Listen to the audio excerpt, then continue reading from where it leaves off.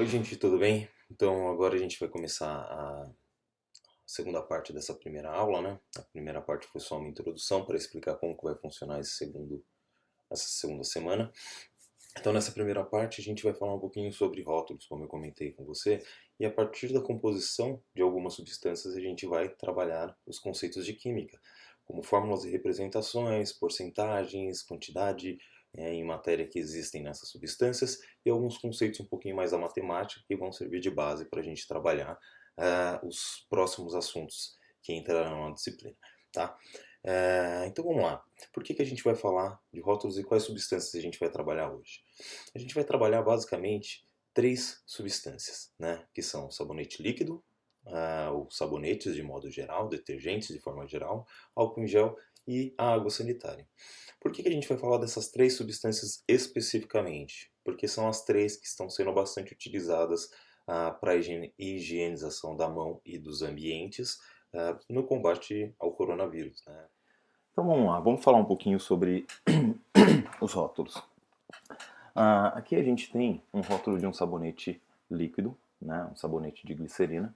E você pode notar que nesse rótulo você tem uma indicação que diz dermatologicamente testado, que significa que ele foi testado em diferentes superfícies, diferentes tipos de pele, né, e acabou não resultando em irritações, né, acabou mostrando-se favorável ao uso para os diferentes tipos de pele. A gente vê também uma descriçãozinha aqui, mas o que nos importa agora é essa parte aqui, composição. Então a gente tem um conjunto de substâncias, né, que são que fazem parte da composição desse rótulo, desse sabonete.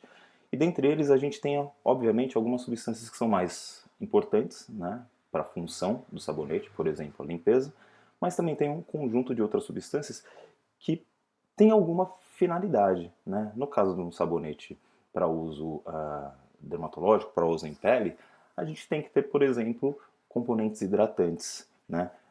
Que além de limpar a pele, farão com que essa substância seja um hidratante, hidrate, deixe a sua pele com uma boa característica, com uma boa hidratação. Então, qual que é o objetivo disso? A gente identificar alguns desses componentes, principalmente aqueles que têm a funcionalidade mais importante, né? E comparar produtos diferentes. Então aqui a gente tem um componente que eu vou chamar a atenção de vocês, que é o Sodium Laureth Sulfate, ou lauril sulfato de sódio, tudo bem? Esse é um componente bastante importante e a gente vai trabalhar em cima dele posteriormente. Outro componente importante é a glicerina, tá? Tá aqui, ó, glicerina. Então esse é um outro componente importante desse sabonete. E eu queria destacar para vocês uma outra coisa. Olha a quantidade de outras substâncias que existem, né? Se você contar aqui, ó, nós temos uma, duas, três, 4, 5, 6, 7, 8, 9, 10, 11, 12, 13, 14, 15, 16, 17, 18, 19, 20, 21, 22, 23, 24, 25, 26, 7 substâncias diferentes. Ou seja, a gente tem um conjunto muito grande de substâncias que compõem esse produto. Eu pergunto para vocês, vocês acham que a indústria ia colocar essas substâncias aleatoriamente? Não. Cada uma dessas substâncias tem uma função específica. Se a gente compara este rótulo com o rótulo de detergente, que está aqui na sequência, olha só, a gente encontra o mesmo componente ativo, lauril éter sulfato de sódio, e a mesma substância glicerina.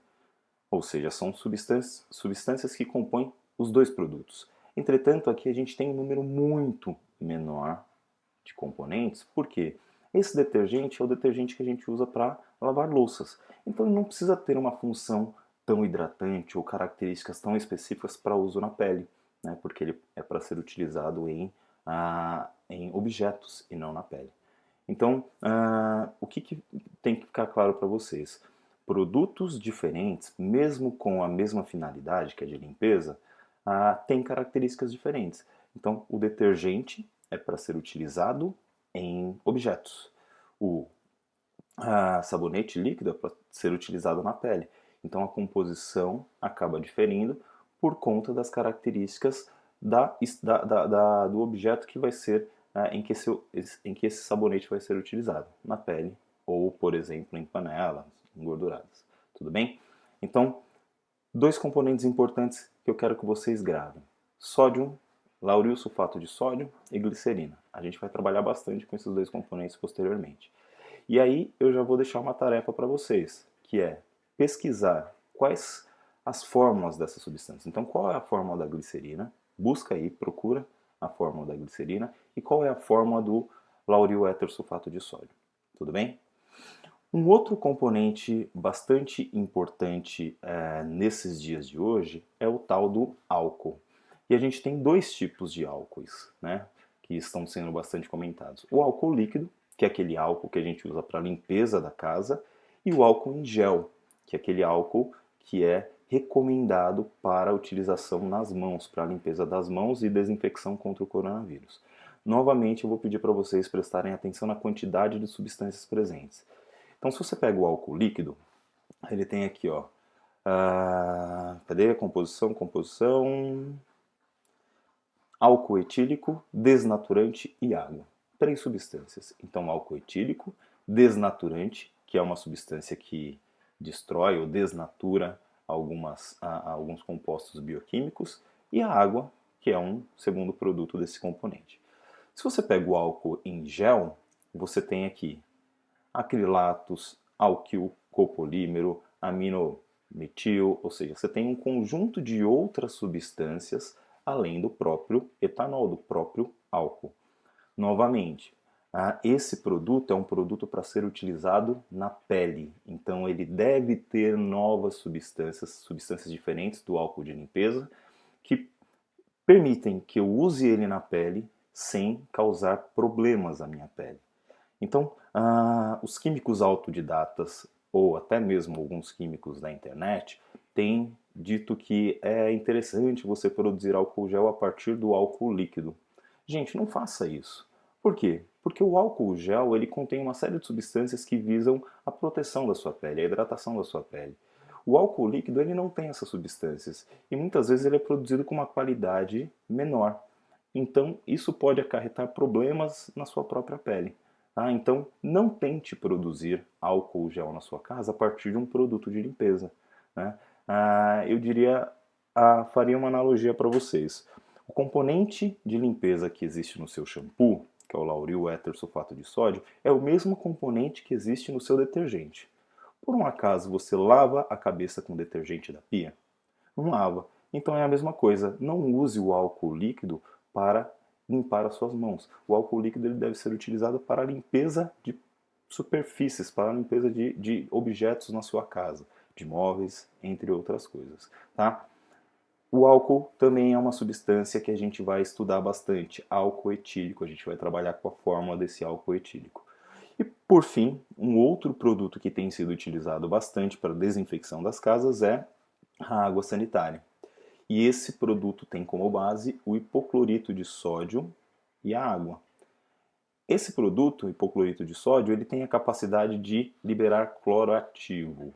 E esse cloro ativo é um agente oxidante bastante forte que acaba prevenindo, destruindo bactérias e micro-organismos de modo geral.